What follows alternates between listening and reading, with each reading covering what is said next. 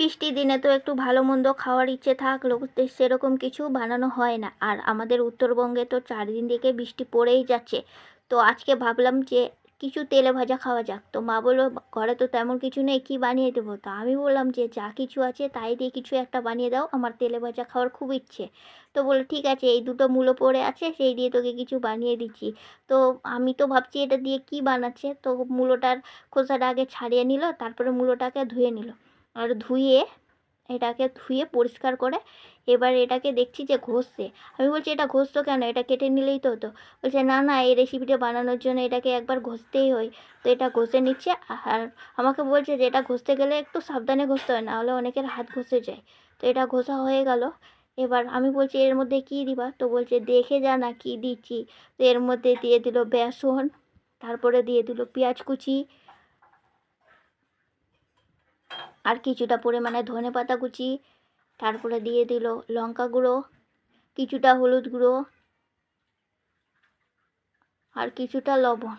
এটা দিয়ে এবার দেখছি যে ভালো করে মেখে নিচ্ছে। আর আমি বললাম যে জল দিবা না? বললো না না, জল দিতে হবে না, এই মূলোর যে জলটা সেটা দিয়েই মাখা হয়ে যাবে। তারপরে দেখছি ওটা মাখা হয়ে গেল। এবার এটাকে 5 মিনিটের জন্য ঢাকা দিয়ে রেখে দিল। তারপরে আমি বললাম যে 5 মিনিট ঢাকা দিয়ে রাখলা কেন? বললো যে এই পেঁয়াজ আর ধনেপাতাটা একটু নরম হয়ে যাবে। তারপরে দেখছি কড়াইয়ে সর্ষের তেল দিয়ে দিল। সর্ষের তেল দিয়ে এবার বলছে যে এটা চিকেন পকোড়া বা ধনেপাতার পকোড়া, ডালের পকোড়া না, এটা হলো মূলোর পকোড়া। তো আজকে মূলোর পকোড়াটা বানিয়ে দিচ্ছি, খেয়ে বলবি যে কেমন হয়েছে। তো দেখছি যে কড়াই সর্ষের তেল দিয়ে ভালো করে এটাকে লাল লাল করে ভেজে নিচ্ছে পকোড়াটাকে। এবার এদিক ওদিক করে উল্টে পাল্টে লাল লাল করে ভেজে নিচ্ছে।